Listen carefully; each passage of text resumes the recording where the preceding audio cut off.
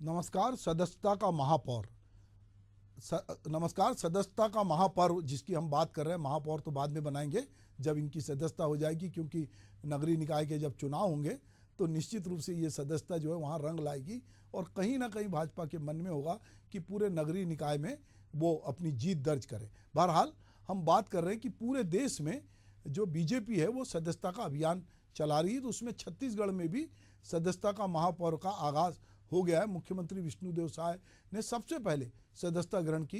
रायपुर के पंडित दीनदयाल ऑडिटोरियम में प्रदेश अध्यक्ष किरण सिंह देव ने उनको सदस्यता दिलाई।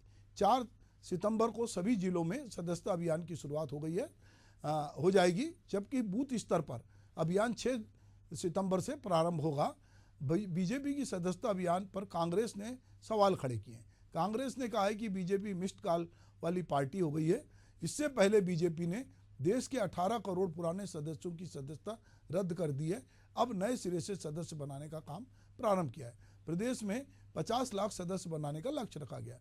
इसके तहत हर बूथ पर 200 सदस्य बनाने का लक्ष्य है। सदस्य बनाने के लक्ष्य को पूरा करने के लिए सभी नेताओं, मंडल और मोर्चे को जिम्मेदारी सौंपी गई है। इस अभियान में कार्यकर्ता घर घर जाकर सदस्य बनाएंगे।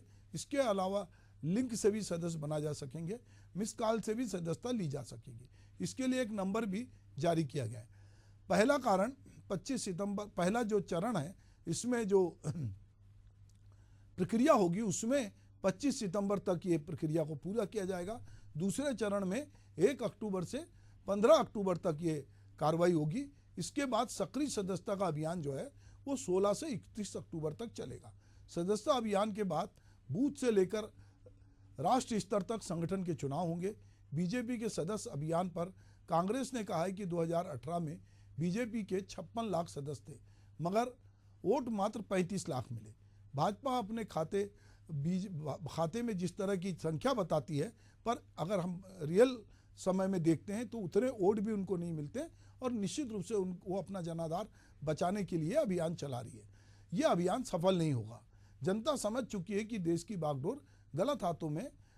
इस पर हम अगर बातचीत करेंगे तो इसके पहले सुनते हैं कि यहाँ नेतागण इस सदस्यता का जो महापर्व है, जिसको संगठन महापर्व भी कहा गया है, उस पर क्या कुछ कह रहे हैं। यशस्वी प्रधानमंत्री जो विश्व के सर्वाधिक लोकप्रिय नेता हैं, वो देश का पहला भारतीय जनता पार्टी के सदस्य बने हैं। हमारे राष्ट्रीय अध्यक्ष सम्माननीय जेपी नड्डा जी उनको सदस्यता प्रदान किए हैं और आज यहाँ छत्तीसगढ़ का आज ये सदस्यता अभियान का शुभारंभ का अवसर था और आज हमारा सौभाग्य है कि हमारे प्रदेश के यशस्वी अध्यक्ष श्री किरण देव जी मुख्यमंत्री के नाते हमको प्रथम सदस्य बनाए हैं। इसके लिए हम प्रदेश अध्यक्ष जी के और भारतीय जनता पार्टी संगठन छत्तीसगढ़ के बहुत बहुत आभारी हैं। और आने वाले 2 महीना ये सदस्यता अभियान चलने वाला है और 50 लाख का लक्ष्य है। हमारे एक एक कार्यकर्ता मतलब एक एक घर, एक एक गांव, एक एक गली जाएंगे और सदस्य बनाएंगे। हमारे देश में यशस्वी प्रधानमंत्री आदरणीय नरेंद्र मोदी जी के सदस्य बनने से इसकी शुरुआत हुई है सभी प्रांतों की दृष्टि से। इसी प्रकार से छत्तीसगढ़ में भी आज इसमें शुरुआत हुई है। हमारे मुख्यमंत्री जी आज सदस्य बने हैं। कल से ही हमारे सभी जिलों में, पूरे 35 संगठन के जिलों में, और ये हमारा महापर्व जो है संगठन का सदस्यता अभियान की, और पूरे जोर शोर से सदस्यता अभियान की शुरुआत होगी। 2018 में 56 लाख सदस्य थे और आज 35 लाख वोट मिला। कहाँ गए बाकी लोग? मिसकॉल हो गई होगी। इसलिए भारतीय जनता पार्टी अपनी खोते हुए जनाधार को बचाने के लिए यह अभियान चला रही है, लेकिन मैं समझता हूं ये अभियान उनका सफल नहीं होगा। प्रदेश की जनता, देश की जनता समझ चुकी है, जान चुकी है कि देश का बागडोर गलत हाथों में है, प्रदेश का बागडोर गलत हाथों में है। इसलिए आज 9 महीने में ही पूरे प्रदेश बदहाल हो चुका है। चलिए, तो अब सदस्यता अभियान भाजपा का चल रहा है।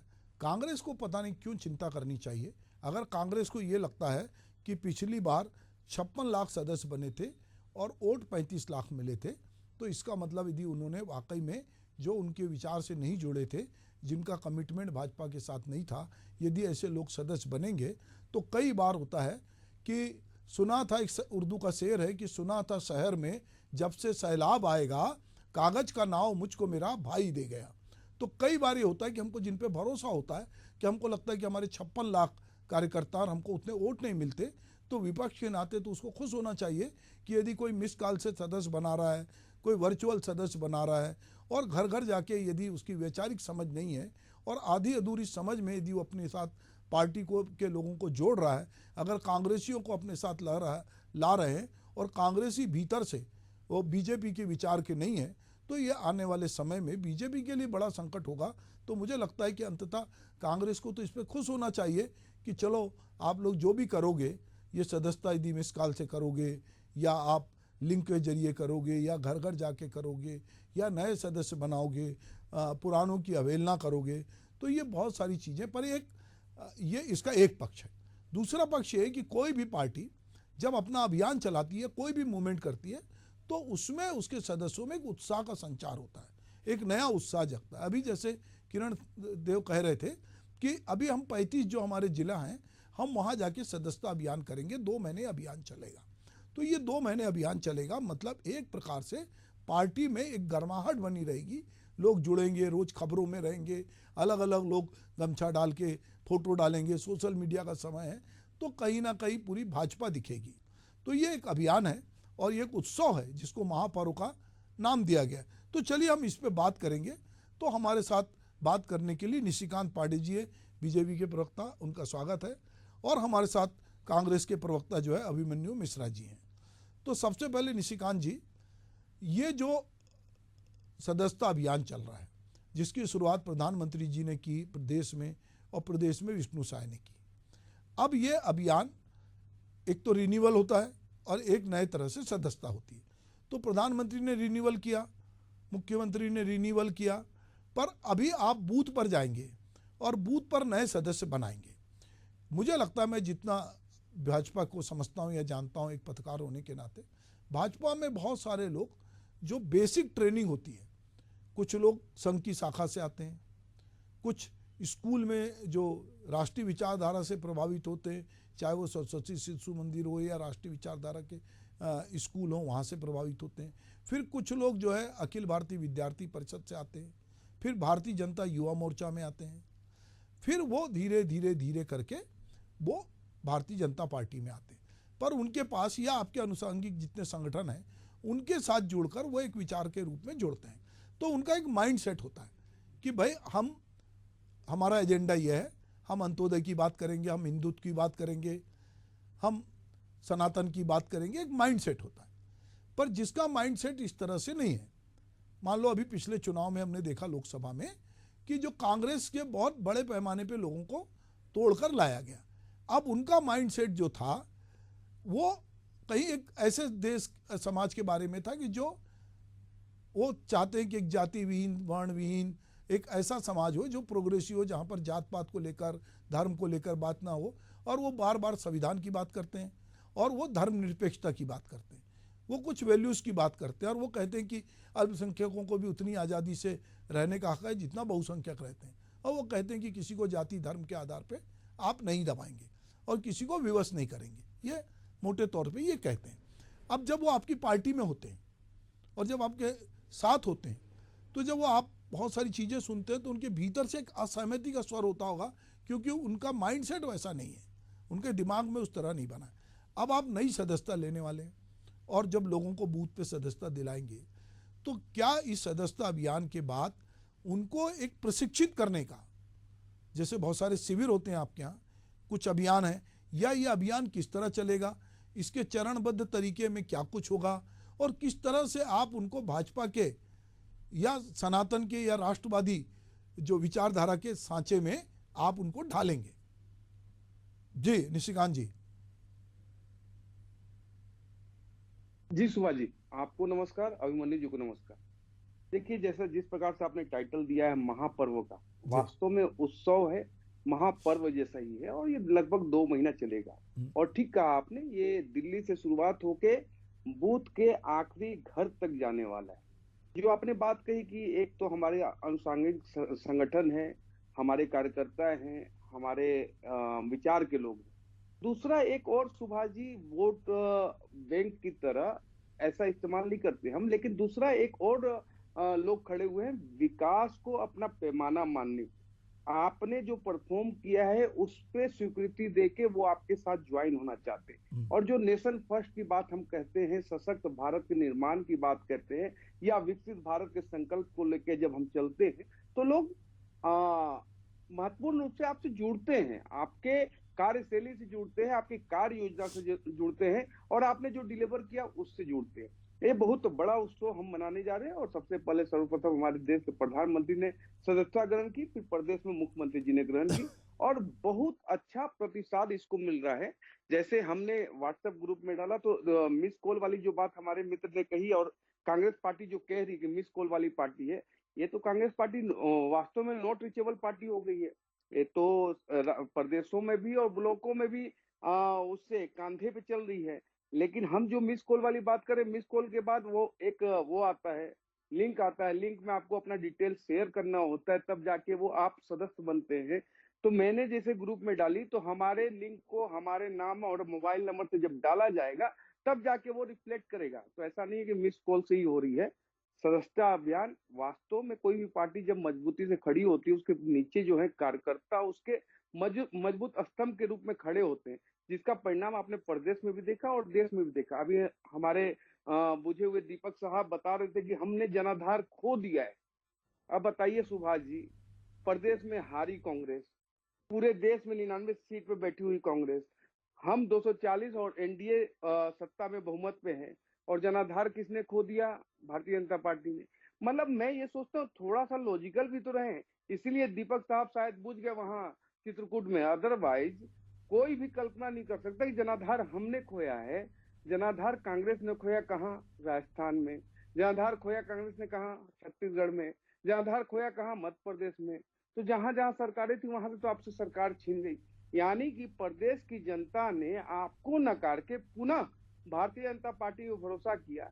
फिर भी कैसे मतलब कल्पना से भी बाहर की बात करते हैं कि अगर हम सदस्यता बना रहे हैं तो मिस कॉल की पार्टी है। आप तो रिजेक्टेड कॉल हो गए हैं, आपको जनता ने रिजेक्टेड कॉल बता दिया है। फिर भी ये अहंकार अगर बुझे हुए दीपक का है, तो भगवान भला करे इस कांग्रेस पार्टी का। जी सुभाष जी। जी। तो निशिकांत जी, ये अगर आपको लगता है ये मिस कॉल का है, तो हम टेक्नोलॉजी की बात करते हैं। तो टेक्नोलॉजी में हमारे पास जब मोबाइल होता है तो बहुत सारे ऑप्शन होते हैं। हम किसी का कॉल को जो है ब्लॉक कर देते हैं, किसी के नंबर को। अगर हमको बहुत अननोन कॉल आते हैं तो हम ट्रू कॉलर से देखते हैं कि भाई ये नंबर किसका है। अगर हमको बात करनी है तो करते हैं, हम कॉल डाइवर्ट भी करते हैं, हम बहुत सारी चीज़ें करते हैं। पर एक पार्टी जिसको इस समय विश्व की सबसे बड़ी पार्टी कहा गया, वो कहती है कि वो पन्ना, आधा पन्ना, पन्ना प्रभारी, बूथ प्रभारी, हर लेवल पे वो कहती है कि हम 24/7 सक्रिय पार्टी हैं।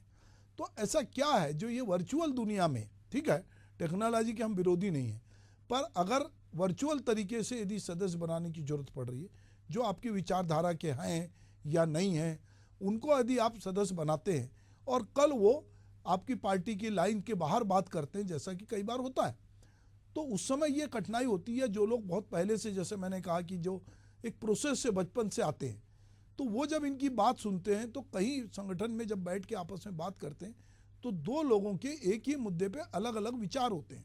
ये मेरा सोचना है। ऐसा नहीं है कि अगर मान लीजिए कोई कार्यकर्ता बन गया या पार्टी का सदस्य बन गया, तो उसको आजादी है उस बात की। आपका ओपिनियन डिफरेंट हो सकता है, लेकिन मैं जो महत्वपूर्ण विषय कह रहा हूँ कि अगर कोई प्रदेश का कप्तान अगर ऐसा बोले भारतीय जनता पार्टी के बारे में, जो विश्व की सबसे बड़ी कार्यकर्ता की पार्टी है, उसके पुरुषार्थ के कारण इतनी बड़ी पार्टी बनी है, कार्यकर्ता के दम पे बनी, उनके बारे में अगर ऐसा बात कहते हैं, वो भी कौन? जिनके नेतृत्व में प्रदेश ने चुनाव हारा बुरी तरह से। 71 सीट की कांग्रेस 35 से सिमट गई। अगर वो आके यहाँ पे दम भर रहे हैं तो मुझे थोड़ा सा अजीब सा लगता है। लेकिन जो आपने बात कही कि मिस कॉल से बनाया या इंटरनेट से बनाया या किसी भी तरह से बनाया। हम अभी भी बूथ स्तर पे जाएंगे और घर तक जाएंगे। ये भी इसमें इंक्लूड है सुभाष जी, कि हम घर घर तक जा रहे हैं।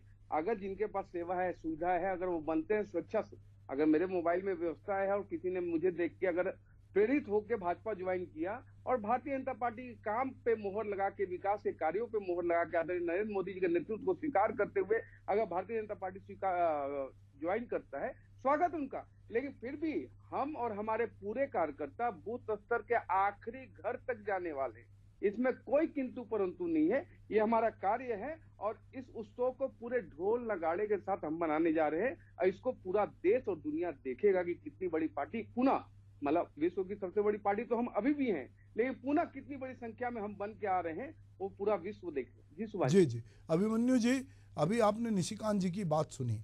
इनका अपना संगठन का महापर्व चल रहा है। ये अलग अलग आधुनिक तकनीक से, परंपरागत तरीके से अपना सदस्यता अभियान चल रहे हैं और चला के ये 2 महीने में एक वातावरण बना रहे हैं और ये चाहते हैं कि इन्होंने लक्ष्य भी रखा है कि 50 लाख सदस्य ये बनाएंगे। तो इनकी सदस्यता अभियान को क्या आप भविष्य में जो चुनाव है या पार्टी का जो जनाधार कम हुआ है उससे देखते हैं, या किस तरह इनके अभियान को आप देखते हैं कि इनको ये पूरी कवायद करने की क्यों जरूरत पड़ रही, या इनकी ये रूटीन की प्रक्रिया है? जी सुभाष जी नमस्कार जी। और निशिकांत जी उस तरफ है, आपको भी नमस्कार। देखिए, पार्टियां सारी सदस्यता अभियान समय समय पर चलाती रहती हैं और आपने सही कहा कि कहीं ना कहीं अभी जो 2024 के चुनाव में धक्का जरूर लगा है भारतीय जनता पार्टी को, जो वो 400 पार का आंकड़ा लेके चल रहे थे और जो 240 पे वो लोग सिमटे हैं, तो जरूर कहीं ना कहीं धक्का लगा है। लेकिन हमें इनकी सदस्यता जो अभियान है आधे से ज्यादा बोगस लगता है और वो इस वजह से लगता है कि क्योंकि आप खुद पैटर्न देखें, 2015 में इन्होंने 11 करोड़ सदस्य बनाए जी, और उसके बाद 2018-19 में इनके 7 करोड़ सदस्य और बढ़ गए जी, जो कि लगभग 18 करोड़ पहुंच गए। उसके बाद 2018-19 के दौरान इनकी छत्तीसगढ़ में सरकार गिर गई, इनकी हिमाचल प्रदेश में सरकार गिर गई, इनकी दिल्ली म्युनिसिपल कॉर्पोरेशन में सरकार गिर गई, इनकी राजस्थान में सरकार गिर गई और लगातार कई स्टेटों में सरकार गिरी। तो वो 7 करोड़ जो वोट बढ़े वो कहाँ गए? छत्तीसगढ़ मध्य प्रदेश मिला के 2 करोड़ का टारगेट रखे हैं, उतना तो वोट नहीं पाए हैं ये लोग छत्तीसगढ़ मध्य प्रदेश से मिलकर के। पूरे देश भर की बात करें तो 18 करोड़ सदस्य थे। पिछले चुनाव में इन लोगों ने 21-22 करोड़ वोट पाए, इस चुनाव में 23 करोड़ वोट पाए। तो लगभग क्या इनके पूरे सदस्य वोट दे रहे हैं? तो ये समझ से परे है। फिर उसके बाद आती कार्यकर्ताओं की बात। आज ये मिस कॉल के थ्रू चाहते हैं कि घर घर तक पहुंचे। एक लड़का अगर अभी 18 साल का हुआ है, नया वोटर बना है, तो उसको मोबाइल तो वो रखता ही होगा, नए मोबाइल से उसको मिस कॉल करवा दें। लेकिन किस तरह से भ्रमित किया जाता है और लोगों को जोड़कर कार्यकर्ताओं का शोषण जिस प्रकार से भारतीय जनता पार्टी करती है, ये आप देखें, आप कई जगह सीट के बंटवारों में देख सकते हैं, चाहे लोकसभा चुनाव को देखें चाहे विधानसभा चुनाव को देखें। ऐसे ऐसे लोगों को चुनाव से जीतने के लिए, चाहे कुछ लोकल मुद्दों को देख करके सारे के सारे कार्यकर्ताओं को दरकिनार करके उन्हें टिकट दिया गया। चाहे साझा से आप देख लें, साझा विधायक जो अभी बने बैठे हैं, क्या बाकी कार्यकर्ता भी साझा से चुनाव लड़ने लायक नहीं थे क्या? आप अरुण गोविल जी को टिकट दे रहे हैं, आप कंगना रनौत जी को टिकट दे रहे हैं। ऐसी जगहों में क्या आपके बाकी कार्यकर्ता सक्षम नहीं थे जो सालों साल से पार्टी की सेवा कर रहे हैं? तो क्या चुनाव लड़ने को सक्षम नहीं थे क्या? तो अगर ये सदस्यों की बात हो गई। और दूसरी जो इतने करोड़ों में बात करते हैं, ये भी सप्लीमेंट, अभिमन्यु जी, और ऐसे में अभिमन्यु जी, आप इसमें ये भी सप्लीमेंट कर सकते हो कि इन्होंने भर भर के कांग्रेसियों को भी टिकट दिया दूसरे प्रदेश में बुलाकर। जी बिल्कुल, कांग्रेसियों को टिकट नहीं, कांग्रेस के लोग तो मंत्री मुख्यमंत्री बन के बैठे हैं। हेमंता बिस्वा शर्मा मुख्यमंत्री बन के बैठे हैं, भाजपा के पुराने कार्यकर्ता उनके पीछे पीछे घूम रहे हैं। ऐसे कई उदाहरण हैं। ज्योतिरादित्य सिंधिया आज बड़े पद में है, पूरे मध्य प्रदेश के भारतीय जनता पार्टी के नेता उनके पीछे पीछे घूमते हैं। कल तक तो वो वही नेताओं को गालियां दिया करते थे, उनके खिलाफ बयान दिया करते थे।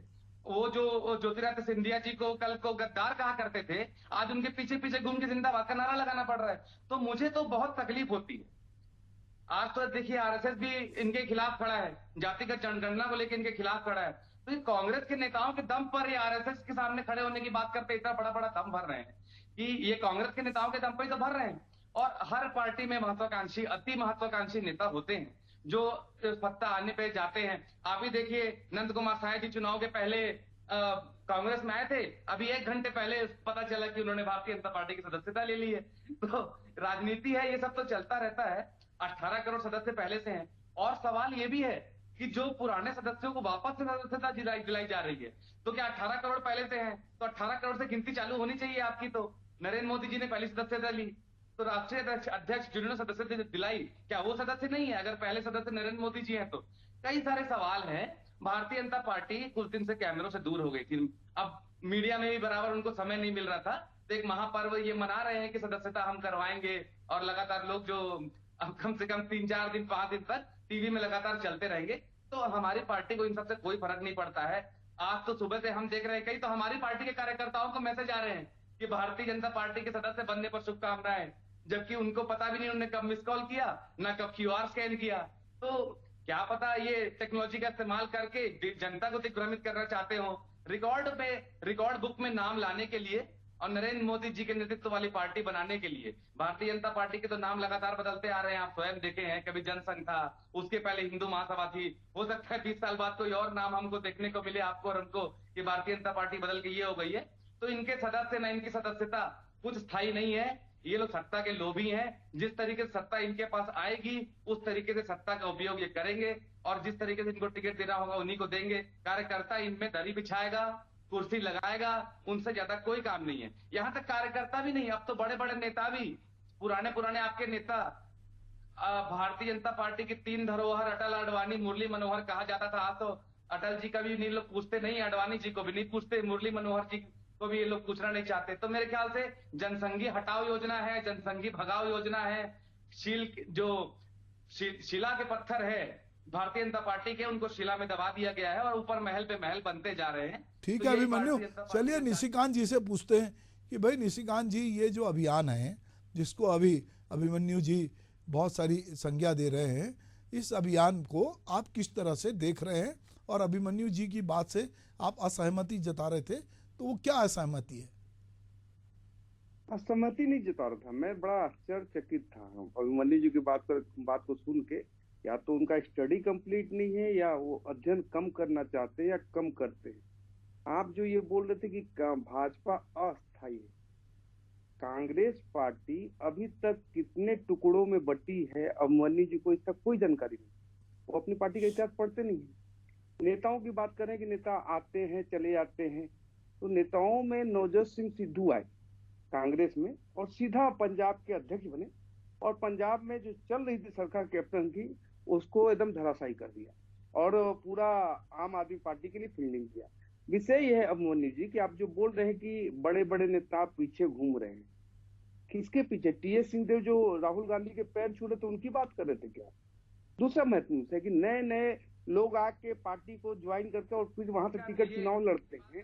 तो फिर सोनिया गांधी आपकी जब बात का मैं चुनाव खंडन लड़ी करता उनका हूं। तो उनका कोई किसी का पैर नहीं छू रहा था। आप दिग्भ्रमित मत कीजिए, अभिमन्यु जी, दिग्भ्रमित मत अभिमन्यु कीजिए जी, निशिकांत जी। नहीं, अभिमन्यु जी, ये गलत बात है। अभिमन्यु जी, आप मैं- कांग्रेसी मैं समझता आपको हूँ, जो लेकिन कहना अनुशासन चाह में रहा रहना हूं, पड़ेगा। ये आप डिबेट है, बिल्कुल कांग्रेस करिए। कार्यालय नहीं है। आप प्लीज, बिल्कुल करिए। ये कांग्रेस कार्यालय नहीं है। लेकिन गलत प्लीज गलत हैव गलत सम बातें पेशेंस। मैं आप नहीं मेरे करना बाद चाहता अपनी आपको। बात करेंगे। प्लीज निशिकांत जी, आप गलत चलिए मेरे- अभिमन्यु, मेरे बाद अपनी निशिकांत बात जी को करिए। बोलने दीजिए। अभिमन्यु, चलिए निशिकांत जी बोलिए। हाँ, मैं वही कह रहा हूँ कि ये जब बात कह रहे थे कि कोई नेता आता है उसको टिकट, आपने जब सोनिया गांधी आई तो कौन सी लीडर थी? कहीं की लीडर नहीं थी। राष्ट्रीय अध्यक्ष कैसे बनी? जब राहुल गांधी पहली बार अमेठी से चुनाव लड़े तो कैसे लड़े? वहां तो कार्यकर्ताओं के पेट पे लात मारा होगा ना आपने, कि नहीं मारा होगा? ऐसे कई उदाहरण हैं जहां पे कई कार्यकर्ताओं के पेट पे लात लोगों मार की के आप सहमति चुनाव से लड़ते हैं। दूसरा आप लोग किसी की देखिए सहमति अभिमन्यु लेते हैं जी, कि निशिकांत जी? आप अभिमन्यु तो जी किसी थोड़ा की सा सहमति पेशेंस नहीं लेते। रखिए। अभिमन्यु जी सहमति से पेशेंस हुआ रखिए। था। थोड़ा सा ये डिबेट प्रदेश देखता है, अनुशासन में रहना सीखिए। महत्वपूर्ण विषय इन्होंने कहा। देखिए सुभाष जी, बड़ा मुझे दुख हुआ कि साजा से इन्होंने ईश्वर साहू को टिकट दे दिया। आपने न्याय नहीं किया एक व्यक्ति के साथ, वो आपके दरवाजे पर रोज आ रहा था। हो आपने, आपका 10 लाख रुपए उसने ठुकराया, और फिर भी आप बिल्कुल इस तरह असंवेदनशील बात कर रहे हैं उसके प्रति। तो आपकी भावना जग जाहिर है कि जिहादियों के द्वारा उसके बेटे को कत्ल किया जाता है और कानून प्रशासन उनका सहयोग नहीं करता। सरकार उन निशिकांत, जिहादियों ये के सब साथ बातें मत खड़ी करें। होती है। आप लोग लेकिन घुमा जिस फिरा के प्रकार फिर से वही बात किया आपने- जिहादी मानसिकता, तो ये तो अरे सुभाष आपके जी युवा, को समझाइए। भारतीय जनता सुभाष संघ जी, मोर्चा ने डेकोरम इनको 50 लाख पता होना मुसलमान चाहिए। जोड़ने का आप टारगेट जब दिया है, डिबेट आपको में मालूम नहीं है बुलाते हैं, निशिकांत इनको जी? बताया कि चलिए मैं क्या कह रहा हूँ अभिमन्यु जी, ये जो बोल रहे हैं, इनके निशिकांत के बोलने के बाद, अभिमन्यु निशिकांत के बोलने के बाद आप अपनी बात कीजिए। निशिकांत जी बोल लें, फिर मैं आपको मौका दूंगा, बोलिए। जी सुभाष जी, मैं वही बोल रहा हूँ कि ईश्वर साहू जी के प्रति ये जहर जो है, ये जहर बताता है कि उस समय सरकार में रहे जी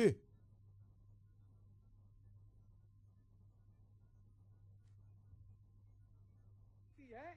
तो अभिमन्यु जी जवाब दीजिए कि इतना असंवेदनशील क्यों हुए आप।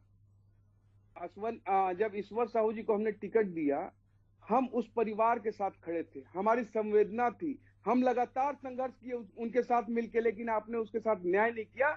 यहाँ तक कि उस व्यक्ति ने 10 लाख रुपए का आपका मांग ठुकरा दिया। उसके बाद भी मैं कहता हूँ अभिमन्यु जी, थोड़ा सा संवेदनशील रहिए। ऐसी विषयों पे कम से कम इस तरह की भाषा का जो इस्तेमाल कर रहे हैं वो आपकी सरकार के मंशा का परिचायक बनता है। तो विषय ये है कि जहां हम महापर्व मना रहे हैं उस पर टिप्पणी करने के बजाय आप कहाँ ईश्वर साहू जी के पास पहुंच गए? क्यों पहुंच गए भैया आप वहां ईश्वर साहू जी के पास? हमने उनके साथ संघर्ष किया और उनको टिकट देके अपनी भावना कायम की कि देखिए हम आपके साथ खड़े हैं, और वही हुआ। वहां की जनता ने भी उसी भावना पे आशीर्वाद दिया, ना कि आपके नेता के साथ खड़े हुए, ना कांग्रेस पार्टी के साथ खड़े हुए। इसकी भी चिंता किया करो आप अभिमन्यु जी। टीवी डिबेट में आ गए हो, कुछ भी बोल के चले जाना, ये ठीक नहीं है।